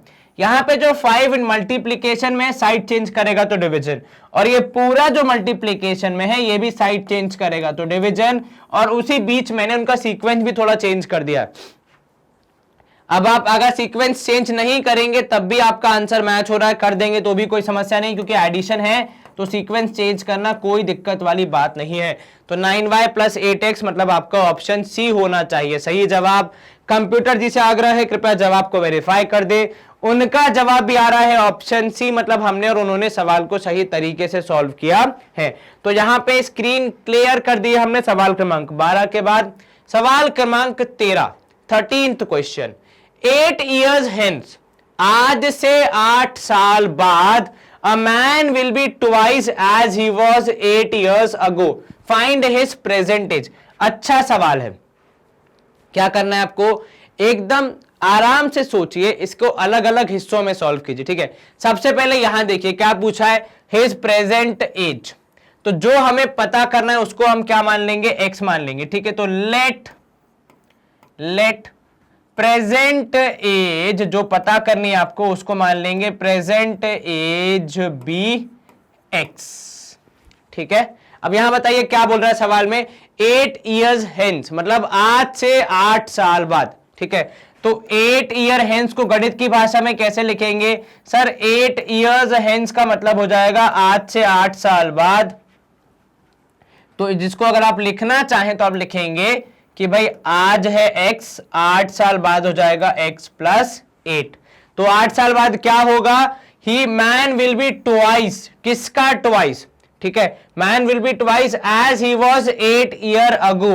तो भाई 8 years ago के केस में क्या होगा कि जो जितना भी वो 8 साल पहले था, आज से 8 साल पहले, तो कितना हो जाएगा सर x माइनस 8। क्या आपको ये समझ में आया? खाली इतना पार्ट कि 8 years hence का मतलब x प्लस 8 और 8 years ago मतलब 8 साल पहले। ठीक है, अब क्या बोल रहा है, इनके बीच में क्या कनेक्शन है कि आज से 8 साल बाद इनकी जो भी उम्र होगी दैट इज x प्लस 8, वो 8 साल पहले के उम्र की डबल होगी। क्या आपको यह समझ में आ रहा है? सिंपल सरल। क्या बोला उसने कि 8 ईयर बाद, तो x plus 8 8 years hence man will be twice, twice मतलब double, age he was 8 years ago, 8 साल पहले जितना था उसका डबल हो जाएगा। तो आपने ये 8 साल पहले की उम्र निकाल ली, उसका डबल कर दिया, और वो किसके बराबर है? 8 साल बाद वाली उम्र के। चलिए अब जब आप इसको आगे सॉल्व करेंगे तो x + 8 आएगा 2x - 16। इसको फर्दर सॉल्व करने का प्रयास करेंगे तो 16 आएगा, इस तरफ हो जाएगा 16 + 8 और इधर हो जाएगा 2x - x, 16 और 8 हो जाएगा 24, 2x - x हो जाएगा यहाँ पे x। तो आपका जवाब आना चाहिए 24 साल है व्यक्ति की अभी की आयु। 8 साल बाद हो जाएगी 32, 8 साल पहले थी 16, 16 और 32 में क्या कनेक्शन है? 16 का डबल करोगे तो 32 आएगा। तो मतलब हमने सवाल की जो कंडीशन थी उसे पूरी तरीके से यहाँ पे सॉल्व कर दिया है। अब हम करेंगे यहाँ पे स्क्रीन को क्लियर और मूव करेंगे अगले प्रश्न की ओर, लेकिन उससे पहले ऑब्वियस सी बात है एक बार आंसर को वेरीफाई। ऑप्शन ए 24 ईयर्स हमारा और कंप्यूटर जी दोनों का ठीक आ रहा है, तो मतलब हमने सही सॉल्व किया है। अगला प्रश्न देख लेते हैं, सवाल क्रमांक 14। एफ ऑफ वाई दिया है आपको, देन वैल्यू ऑफ 1/3 एफ 1/3 कितनी होगी? तो पहले आपको क्या निकालना पड़ेगा? पहले आपको एफ ऑफ वाई की वैल्यू निकालनी पड़ेगी कितने पे? वाई की वैल्यू 1/3 रखने पर। सर ये आपको कैसे पता? ये तो कहीं लिखा ही नहीं है। एक मिनट, सब यहीं लिखा हुआ है, बस आपको देखना है और नजर चाहिए। What is the meaning of f की f 1/3? इसका मतलब साफ साफ है कि y की जगह चुपचाप क्या रखो? 1/3 रखो। ठीक है, रख लेते हैं 1/3। और जब आपने यहाँ पे रखा y की जगह 1/3, ये अपने सारे y दोस्तों को बताएगा, अरे सुनो y मेरी जगह 1/3 आ रहा है। तो y बोलेंगे हम क्यों रुकेंगे भाई, हमारी जगह भी 1/3 आ जाएगा। ऑब्वियस सी बात है, उनकी जगह कोई और काम करने का तो मना थोड़ी करेंगे। तो यहां पे आएगा 1/3 होल पावर 3। कल को आपकी जगह कोई और इंटेलिजेंट व्यक्ति जाए कि भाई स्कूल यही अटेंड करेगा, आप खाली घर पे बैठी आराम से, मना करेंगे? नहीं सर, बिल्कुल नहीं। क्यों मना करेंगे? हाँ अभी तो चलिए आ जाते हैं हम पढ़ाई पे वापस। 1/3 का क्यूब माइनस 2 × 1/3 + 1। ठीक है, चलिए इसको सॉल्व करिए। 1/3 का क्यूब मतलब 1/27 माइनस 2/3 + 1। लीजिए एलसीएम 27, 3 और 1 है तो एलसीएम आएगा ऑब्वियसली 27। तो यहां तो रहेगा 1, यहां रहेगा 3 9 जा और यहां रहेगा 27 जा। तो 9 कितना हो जाएगा? 9 2 जा 18 + 27 होल डिवाइड बाय 27। ठीक है, 27 और 1 हो जाएगा 28। 28 में से 18 माइनस किया तो बचेगा कितना? 10 बचेगा। 28 में से 18 माइनस किया तो कितना बचेगा? सर 10 बचेगा। तो 10/27 है f की power f to the value 1/3। ठीक है, मतलब y की वैल्यू 1/3 रखने पे आपको क्या चाहिए? आपको उसमें भी 1/3 मल्टीप्लाई करना है। तो ये केवल f ऑफ 1/3 था, उसमें जब आप 1/3 मल्टीप्लाई करेंगे तो भाई इस तरफ जब मल्टीप्लाई होगा 1/3 तो उस तरफ भी होगा। तो 1/3 × 10/27, तो ये हो जाएगा 10/81। 10/81 मतलब हमारा आंसर कितना होगा? ऑप्शन डी होना चाहिए यहां पे हमारा आंसर। एक बार कंप्यूटर जी से वेरीफाई कर लेते हैं उनका जवाब कितना आ रहा है। उनका जवाब भी आ रहा है ऑप्शन डी, मतलब हमने और उन्होंने सही तरीके से सॉल्व किया है। घबराने की बात नहीं है, सवाल देख के एनालाइज करना है कि कहां पे क्या निकालना है। तो पहले हमने f ऑफ 1/3 निकाला, फिर 1/3 मल्टीप्लाई किया। वरना कई बार व्यक्ति क्या करता है कि f ऑफ 1/3 निकाल के उसमें वापस वही वैल्यू मल्टीप्लाई कर देता है कि f ऑफ 1/3 दो बार निकालना है। नहीं, एक ही बार निकाल के इंटू 1/3 करना था, वही हमने करके अपना आंसर निकाला। यहां पे हम करेंगे स्क्रीन को क्लियर और अगले प्रश्न की ओर करेंगे रुख। सवाल क्रमांक 15, यदि f इसकी वैल्यू दी आपको 4 की पावर x + 2y है और इधर पे है 2 की पावर 4x, 2 की पावर 4x + 10y के बराबर, तो y की वैल्यू कितनी होगी? पहले तो इस 4 को आपको एडजस्ट करना पड़ेगा। क्यों? क्योंकि सर ये जो 4 है ये 2 की पावर होगा, तभी इन दोनों का बेस कैंसिल होकर पावर के बीच में कुछ सॉल्यूशन निकल पाएगा। ठीक है, चलिए तो इसको आपने लिखा 2 का स्क्वायर, 2 का square whole power x + 2y is equal to 2 की पावर 4x + 10y। चलिए अब इसको सॉल्व करेंगे आप, तो आपको मिलेगा 2 की पावर 2x + 4y, ये जो 2 होगा वो दोनों में मल्टीप्लाई होगा, इज इक्वल टू यहां पे आपको मिलेगा 2 की पावर 4x + 10y। क्या करेंगे अब आप? सर बेस सेम है तो कैंसिल। अब केवल पावर और पावर के बीच में खेला होबे, तो भाई खेला यहां पे हो रहा है, मतलब सॉल्व किया जाएगा। तो 4x प्लस 10y। सॉल्व कीजिए आप, x वाले एक तरफ y वाले एक तरफ कर देते हैं, देखते हैं हमें क्या जवाब मिलता है। तो x वाला आ जाएगा इस तरफ, तो भाई 2x minus 4x is equal to कितना, is equal to 4y minus 4y, यहां पे पॉजिटिव था साइड चेंज करेगा तो माइनस, और 4y प्लस 10y, इनको आप सॉल्व करेंगे माइनस 2x, यहां पे आप सॉल्व करेंगे 6y, क्योंकि आपको y की वैल्यू चाहिए तो 6 आएगा इस तरफ, माइनस 2/6 हो जाएगा, x equal to y। Solve करेंगे यहां पे कैंसल 1 और 3, तो आपका आंसर आ रहा है -x/3 या -1/3x, जैसे भी आप लिखना चाहें। तो जब आप -1/3x ऐसे लिखना चाहें तो वो भी मिल जाएगा, या -x/3 लिखेंगे तो भी ठीक रहेगा। लिखने का तरीका अलग अलग है, बाकी सब सेम ही है। ये आपने क्या किया, बेसिकली कोएफिशिएंट पार्ट को अलग कर दिया, वेरिएबल को अलग कर दिया, लिखने का तरीका अलग, बाकी सॉल्यूशन सेम।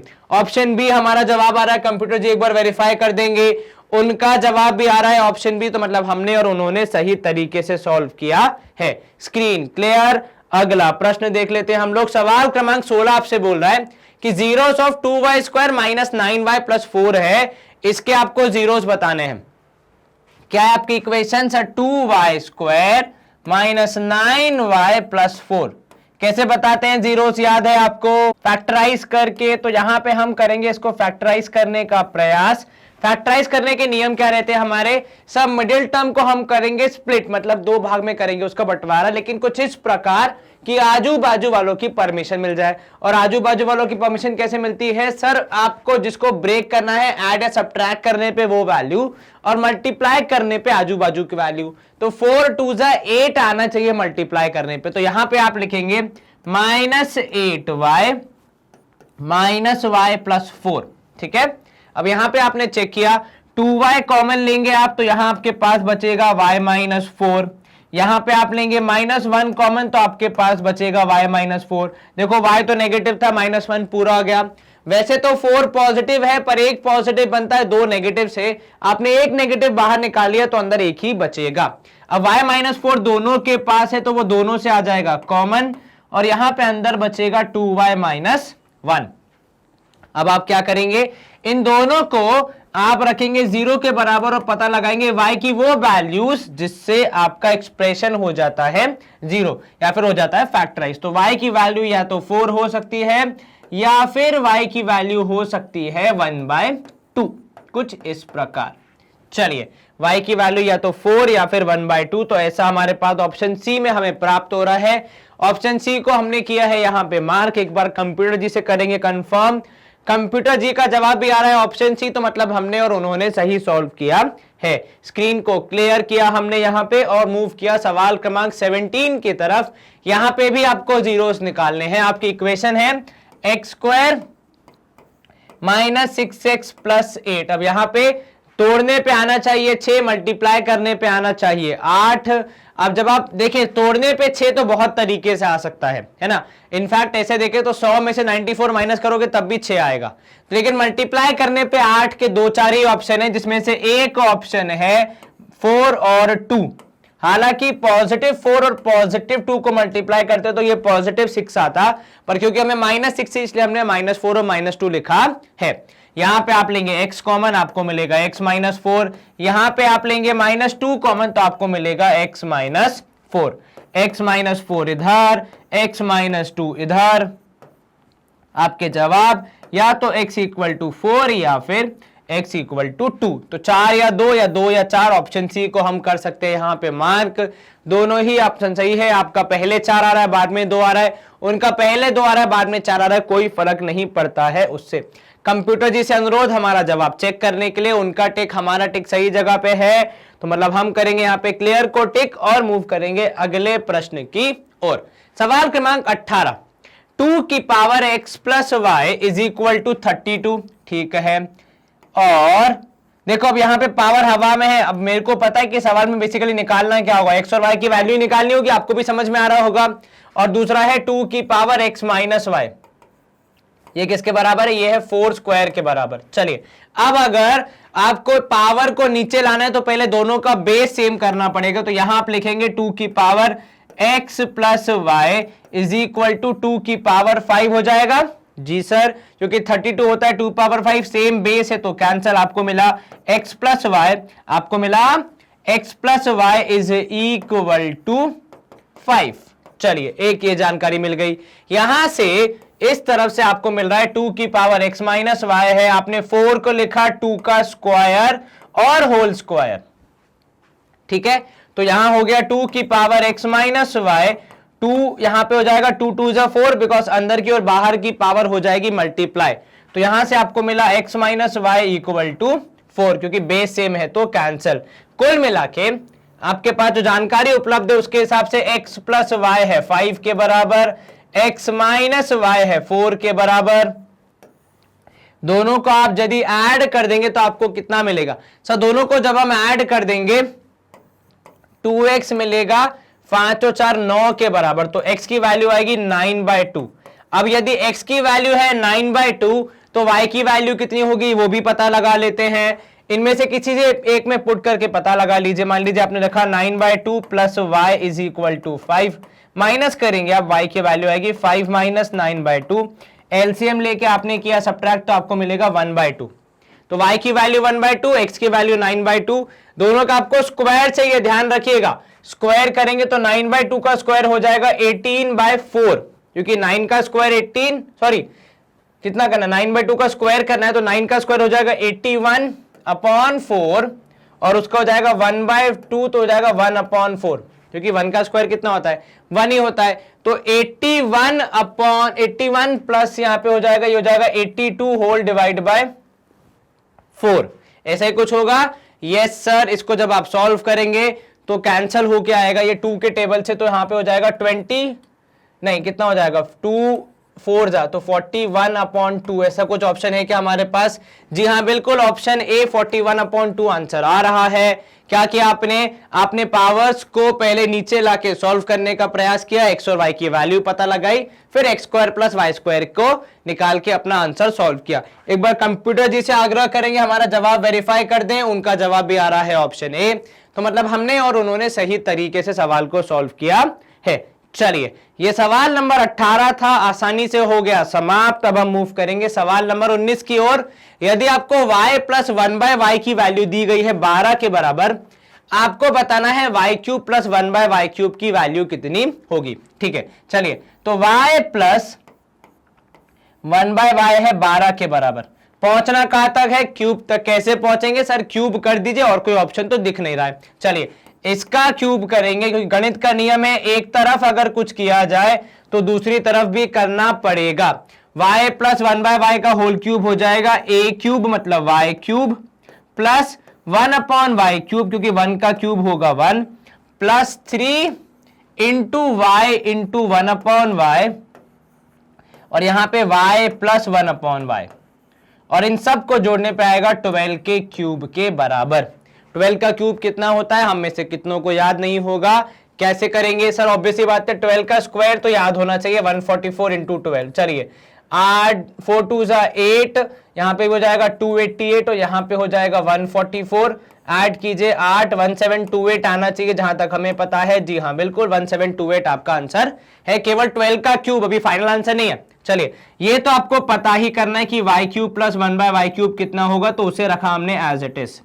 प्लस यहां पे देखेंगे आप ध्यान से, तो y और y कैंसिल, केवल 3 इंटू वाई प्लस 1/y आपको निकालना है, जो कि आपको पता है कितना है 12 है, तो यहां पे आप केवल 12 लिख देंगे और यहां हो जाएगा 12 क्यूब 1728। अब आप क्या करेंगे? जो निकालना है उसे एक तरफ रखा, जो बचा है उसे आप उस तरफ भेज देंगे, तो माइनस हो जाएगा। तो 1728 माइनस 12 3 होता है 36। अब 28 तो यहीं पे माइनस हो गया, बचा कितना सर? 28 के बाद बचा 8, उसको जब आप माइनस करेंगे तो 1692 आना चाहिए आपका सब्ट्रैक्ट करने के बाद आंसर।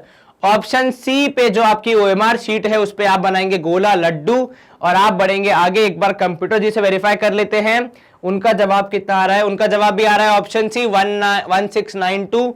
जब भी ऐसा कोई सवाल है जिसमें ऐसा ही कुछ करना है कि स्क्वायर चाहिए या क्यूब चाहिए, तो केवल जो आपका स्टार्टिंग पॉइंट है वहीं से शुरू कीजिए, जो निकालना है उसको सॉल्व कीजिए, अपने आप आपको बिना किसी गलती के अपना आंसर मिल जाएगा यदि आप सही स्टेप्स फॉलो करेंगे तो। ठीक है, चलिए स्क्रीन क्लियर। अगला प्रश्न सवाल क्रमांक 20 क्या बोल रहा है आपसे कि यदि x प्लस वाई की वैल्यू 12 है और x इंटू वाई है 32, आपको बताना है 1/x प्लस 1/y कितना होगा। चलिए क्या करेंगे, यहां पे कुछ और आस तो दिख नहीं रही है, इसलिए केवल एलसीएम लेके हम आगे बढ़ेंगे। हमने लिया एलसीएम, तो y plus x upon x y आ गया। y प्लस एक्स या x प्लस वाई एक ही बात है, तो वही वैल्यू रहेगी, तो ऊपर आ जाएगा 12, नीचे एक्स वाई की जगह हम लिख सकते हैं 32।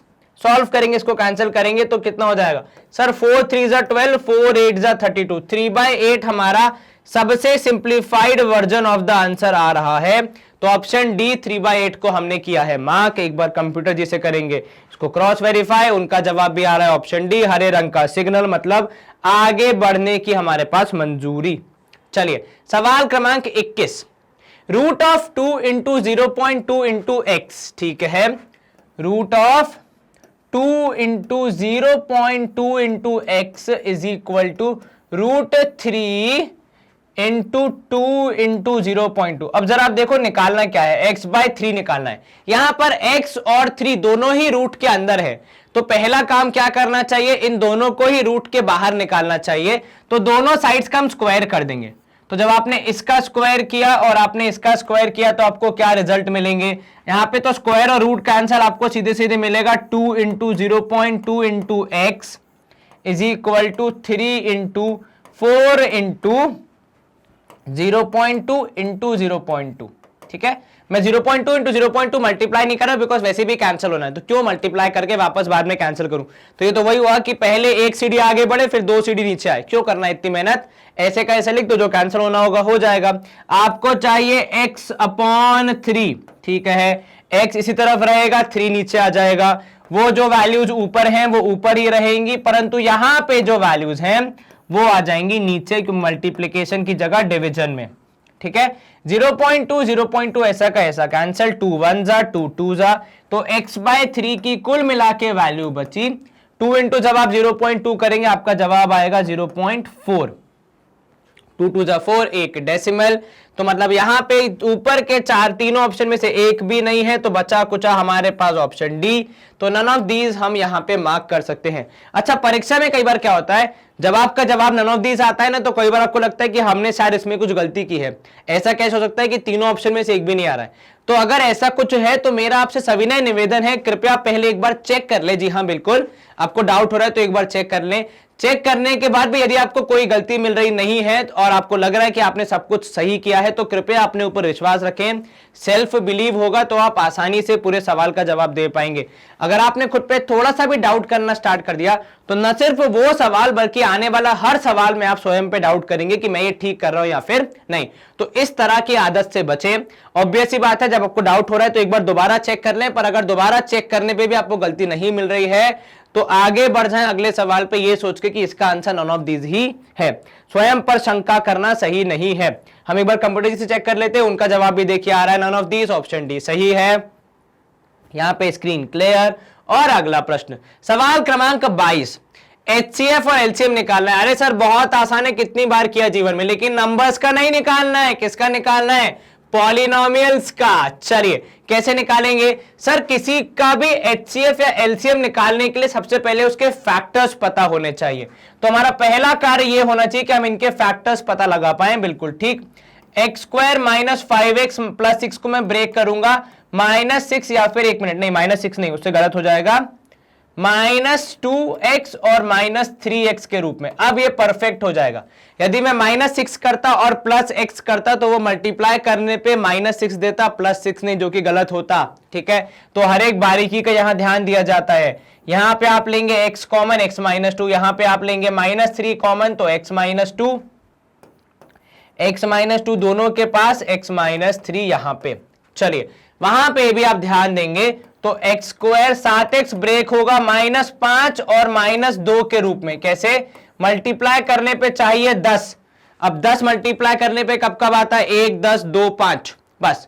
और 2 और 5 को जोड़ने पे 7 आता है, लेकिन आपको 2 और 5 के साथ -7 चाहिए, तो -5 और -2 करके उनको किया ताकि आप -7 तक पहुंच सके। अगर आप एक पॉजिटिव एक नेगेटिव करेंगे तो वो 3 पे पहुंच जाएगा, ठीक है। इसलिए हर एक साइन, हर एक स्टेप का विशेष ध्यान रखा जाता है ताकि कोई भी गलती ना हो, ठीक है। चलिए, x into x minus 5 -2 into x minus 5, और यहां पे होगा x minus 5 into x minus 2।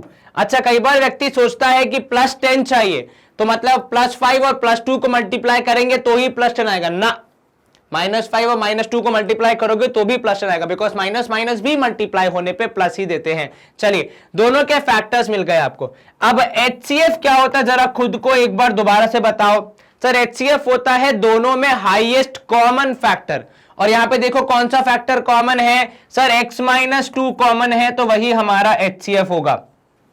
बिल्कुल ठीक। यहां पे देखिए आपके 2 ऑप्शन में HCF दिख रहा है, तो मतलब ऑप्शन सी तो पक्का नहीं है। डी अभी हम श्योर नहीं, डिपेंड करेगा LCM पे, ठीक है। चलिए, LCM क्या होता है। सर, LCM होता है लोएस्ट कॉमन मल्टीपल। वो कैसे निकालते हैं सर, जो कॉमन फैक्टर्स हैं उन्हें हाईएस्ट पावर लिख लेते हैं एक ही बार। जैसे यहां पे x-2 दोनों में कॉमन है तो वो एक बार आ जाएगा, 2 बार नहीं आएगा। बाकी जो रिमेनिंग फैक्टर्स हैं जिनका कोई भी पावर नहीं है वो सारे के सारे आ जाते हैं, तो हर एक फैक्टर की हाईएस्ट पावर आ जाती है। तो x-3 एक बार लिख दिया, x-5 एक बार लिख दिया।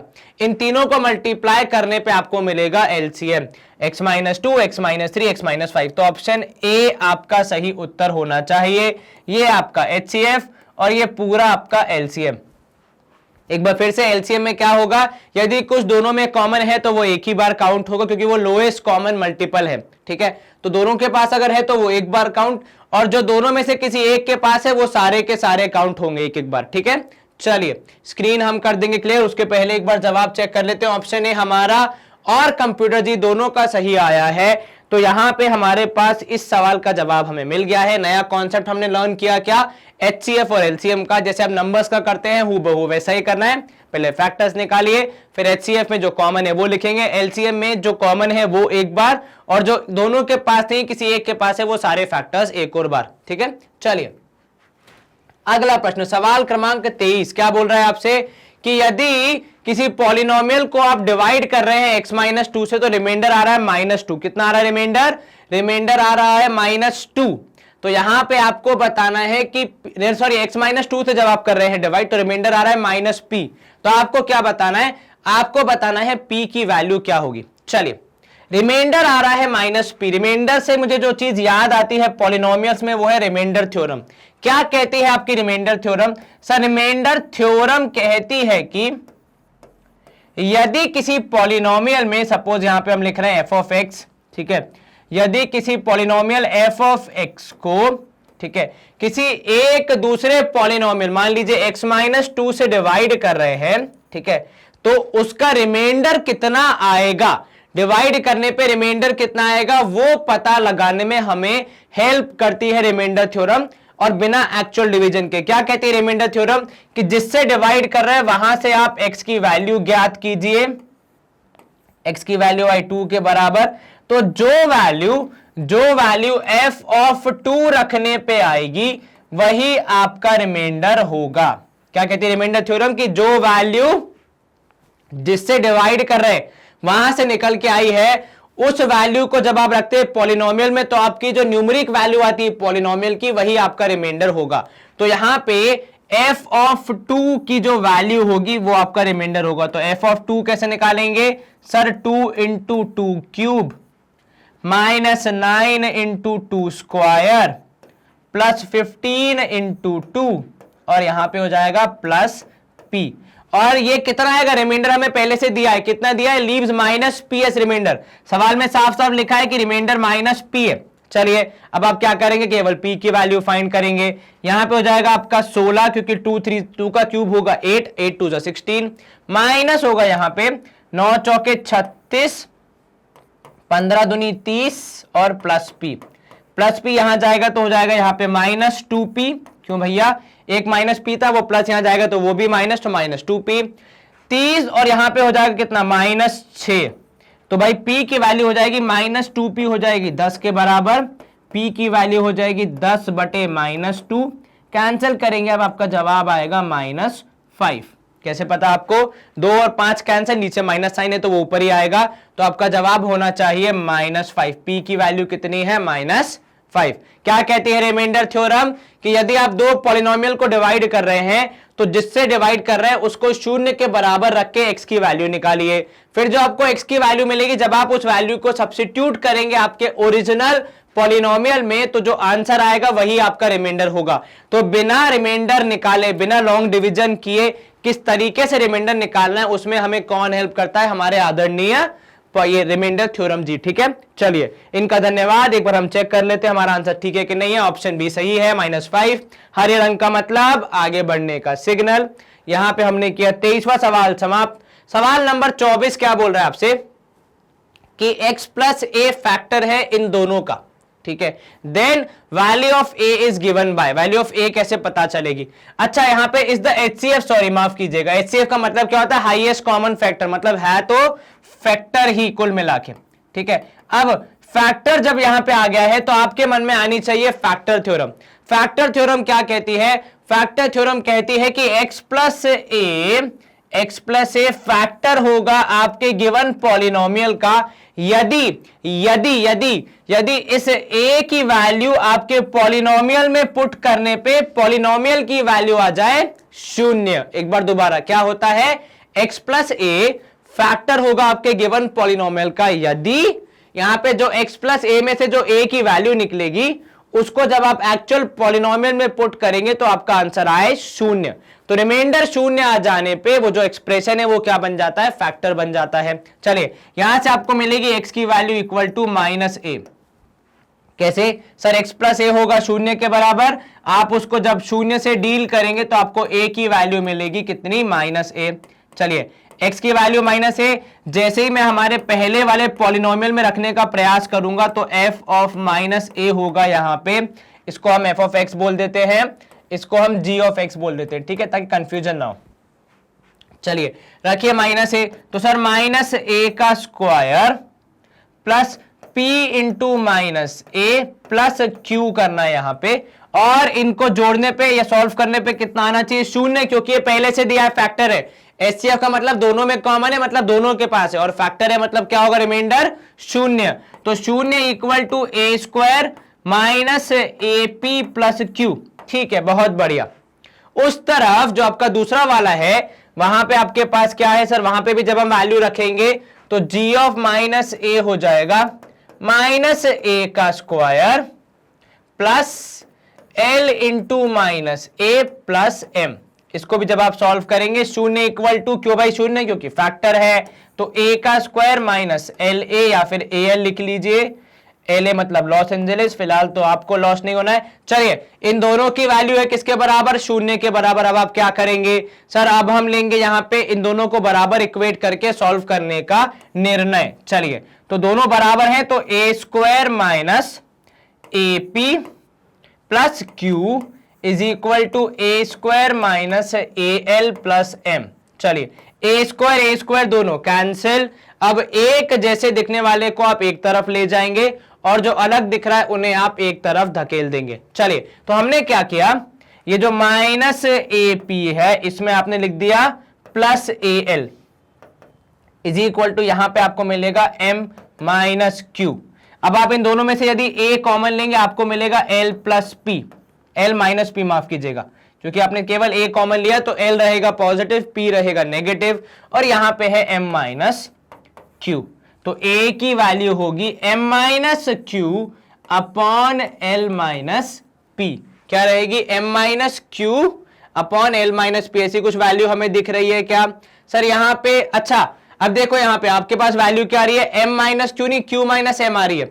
उसको कैसे सॉल्व करोगे सर? हम इन दोनों में से अगर माइनस साइन कॉमन ले ले तो कोई समस्या नहीं है, वैसा भी आप कर सकते हैं, या फिर यहां पे भी जब आप पोजीशन चेंज करेंगे तब भी जवाब सेम ही आएगा। अगर आप इन दोनों में से माइनस साइन कॉमन ले लेंगे तो आपको ऊपर मिलेगा Q पॉजिटिव M नेगेटिव, नीचे आपको मिलेगा P पॉजिटिव और L नेगेटिव, कोई समस्या नहीं है, ऐसा भी आप कर सकते हैं। दोनों के माइनस माइनस हो गए कैंसल, आपका जवाब आ गया Q minus M upon P minus L। ये क्या किया आपने?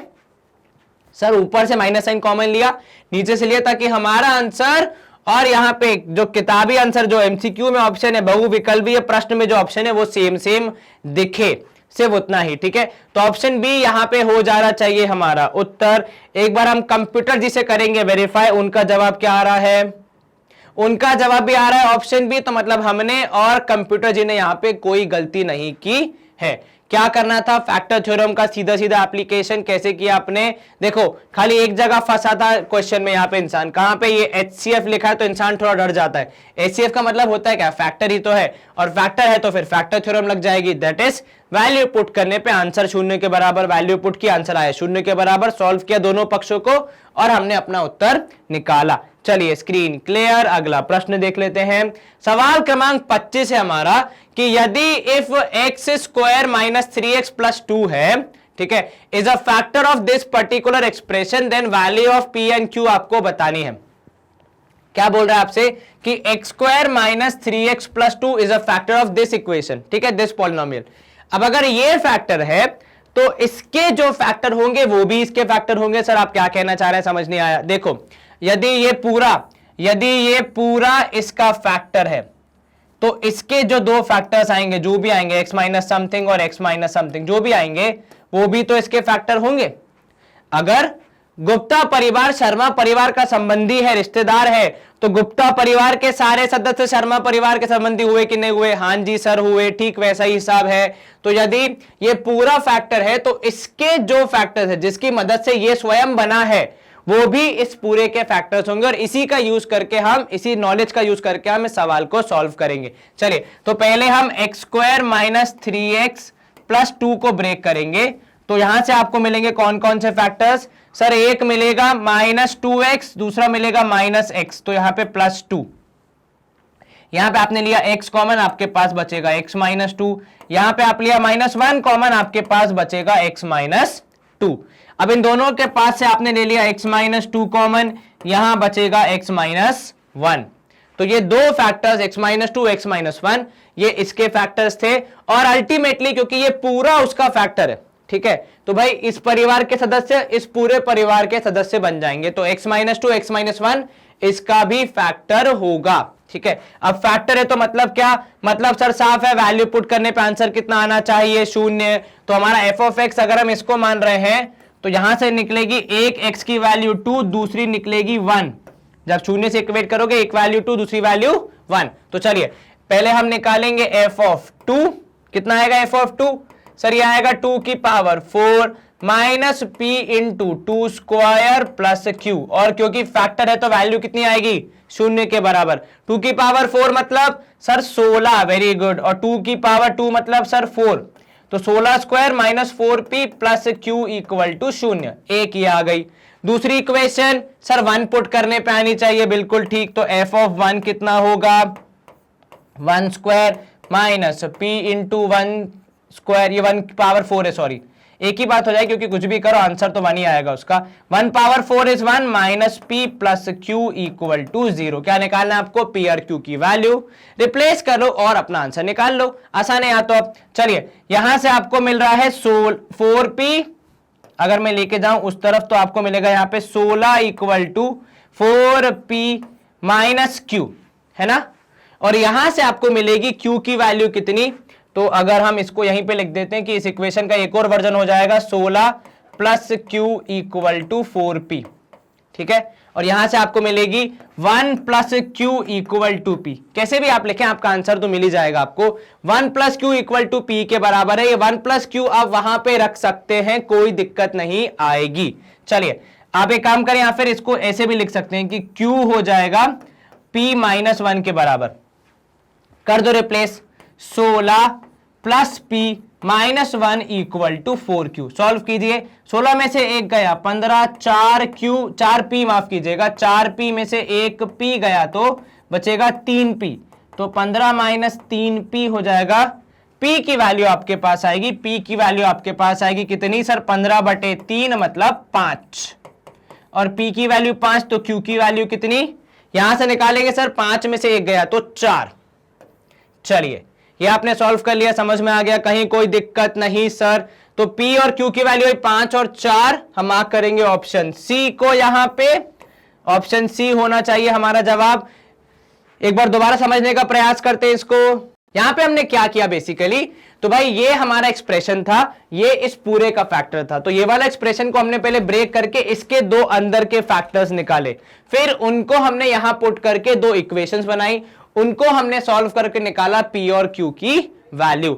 यहां से हमने 4P की वैल्यू निकाली 16 प्लस Q, यहां से हमने Q की वैल्यू निकाली P माइनस 1, कैसे, ये P को वहां भेजा पॉजिटिव, 1 को भेजा नेगेटिव, रिप्लेस किया, सॉल्व किया, आंसर आया P की वैल्यू 5, Q की value 4, that is option C. एक बार कंप्यूटर जी से आग्रह करते हैं, उनका जवाब देख लेते हैं। उनका जवाब भी आ रहा है ऑप्शन सी, तो मतलब हमने और उन्होंने इस सवाल को सही तरीके से सॉल्व किया है। देखो किसी भी सवाल में जहां आपने डरना स्टार्ट कर दिया वहां आपका जवाब गलत हो जाएगा, डरना बिल्कुल नहीं है। फैक्टर्स बोला है, फैक्टर थ्योरम यूज करने, ये पक्का हो गया। अब फैक्टर कहां से लाएंगे, तो सर फैक्टर जो हमने पढ़े कक्षा 9वीं में वो ऐसे फैक्टर्स पढ़े, वो कहां से आएंगे, तो भाई इसको ब्रेक करके हमने ऐसे वाले फैक्टर्स निकाले जहां से हमने वैल्यू निकाल के फैक्टर थ्योरम में पुट किया। ठीक है, कुछ इस प्रकार आपने इस पूरे सवाल को अप्रोच किया। इसी के साथ हम करेंगे स्क्रीन को क्लियर और मूव करेंगे अगले पड़ाव की ओर, जो कि है आपके लिए बहुत इंपॉर्टेंट इंफॉर्मेशन, और वो ये कि मैग्नेट ब्रेन्स की वेबसाइट अब फुल्ली फंक्शनल हो गई है, और ये हमने YouTube के साथ आपको सपोर्ट करने के लिए बनाई है। किस तरह का सपोर्ट, तो सपोर्ट इस प्रकार की, देखिए YouTube पे हमारे बहुत सारे मतलब हजारों में वीडियोस हैं, हजारों में लेक्चर्स हैं, कहीं आपके काम के लेक्चर्स गुम न जाएं, क्योंकि नित्य नवीन नए लेक्चर्स आते रहते हैं, नए सेशंस बनते रहते हैं, नए टॉपिक कवर होते रहते हैं, तो आपके काम के लेक्चर्स गुम ना जाए ये हमेशा हमें डर लगा रहता है। इसलिए हमने क्या किया, अब आपके लिए हमने हमारी वेबसाइट डिजाइन कर दी, जहां पे आप अपनी रिक्वायरमेंट के हिसाब से जिस भी चीज को पढ़ना चाहते हैं उसके टैब पे क्लिक कीजिए।